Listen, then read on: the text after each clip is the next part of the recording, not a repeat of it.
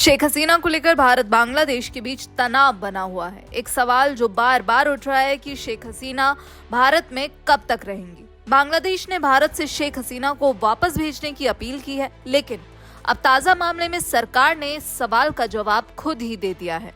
भारत के विदेश मंत्री एस जयशंकर ने भारत बांग्लादेश के रिश्तों और शेख हसीना को लेकर बड़ा बयान दिया है।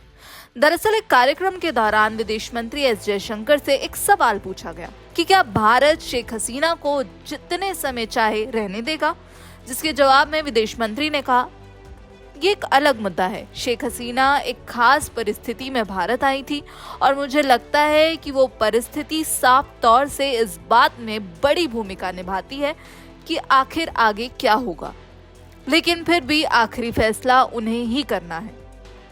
तो वहीं भारत बांग्लादेश के रिश्तों पर जयशंकर ने साफ तौर पर कहा है कि भारत बांग्लादेश में लोकतांत्रिक, विश्वसनीय और पारदर्शी चुनावी प्रक्रिया का समर्थक रहा है। बांग्लादेश के चुनाव पर बोलते हुए एस जयशंकर ने कहा, हमने सुना है कि बांग्लादेश में लोगों को, खासकर जो अब सत्ता में है, इस बात से दिक्कत थी कि पहले चुनाव कैसे होते थे। अब अगर मुद्दा चुनाव था तो सबसे पहले निष्पक्ष चुनाव कराना होगा। तो यहाँ पर यूनुस का नाम लिए बिना जयशंकर ने एक कड़ा प्रहार यूनुस सरकार पर किया है।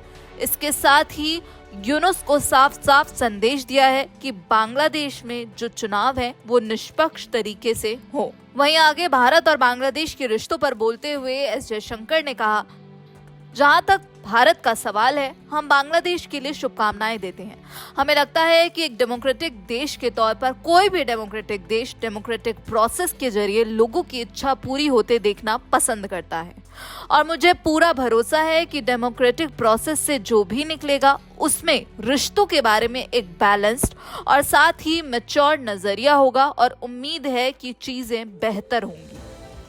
और जयशंकर की तरफ से आया ये बयान भारत बांग्लादेश के रिश्तों पर हो या फिर शेख हसीना पर हो, ये दिखाता है कि भारत जो परिवर्तनशील राजनीति है उसके बीच भी जो भारत और बांग्लादेश के रिश्ते हैं उनको सकारात्मक दिशा में बनाए रखना चाहता है। दरअसल शेख हसीना जब पिछले साल बांग्लादेश में राजनीतिक तूफान आया था उस दौरान भारत आई थी, उसके बाद ही वो चर्चाओं में बनी हुई हैं।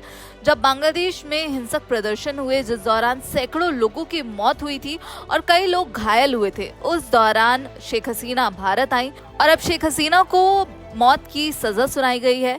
लेकिन इस पर शेख हसीना का ये कहना है कि मेरे खिलाफ जो भी फैसला हुआ है वो पूरी तरह से गलत है, क्योंकि मुझे अपना हक रखने का, मुझे अपना बयान देने का मौका ही नहीं मिला, मुझे अपने बचाव में कुछ कहने के लिए मौका नहीं दिया गया। वहीं अब उनका भारत में रहना राजनीतिक रूप से एक संवेदनशील विषय बन चुका है, जिसके बाद से ही भारत और बांग्लादेश के जो रिश्ते हैं उनमें खटास देखने को मिली। बांग्लादेश की तरफ से लगातार ये बोला गया कि शेख हसीना को भारत अब वापस बांग्लादेश भेज दे, लेकिन भारत ने बार बार ये दोहराया कि भारत बांग्लादेश की जो स्थिरता है, बांग्लादेश की जो शांति है, उसका समर्थन करता है। और अब एस जयशंकर के बयान से ये साफ है कि भारत ने ये दोहराया है कि शेख हसीना जब तक चाहे भारत में रह सकती हैं, ये उन पर निर्भर करता है। तो कहीं ना कहीं भारत सरकार की तरफ से अब यूनुस सरकार को एक बड़ा संदेश दिया गया है। लेकिन शेख हसीना के मामले को लेकर भारत और बांग्लादेश में जो तनाव बना हुआ है वो अभी भी बरकरार है, क्योंकि कई बार शेख हसीना के प्रत्यर्पण की मांग बांग्लादेश के द्वारा, बांग्लादेश की अंतरिम सरकार के द्वारा की गई है। और अब बांग्लादेश में जो चुनाव होने वाले हैं उसके बाद ही ये निर्भर होगा कि भारत और बांग्लादेश के जो रिश्ते हैं वो क्या नया मोड़ लेते हैं। फिलहाल इस खबर में सिर्फ इतना ही। बाकी देश और विदेश की खबरों के लिए आप जुड़े रहिए दैनिक जागरण के साथ। नमस्कार।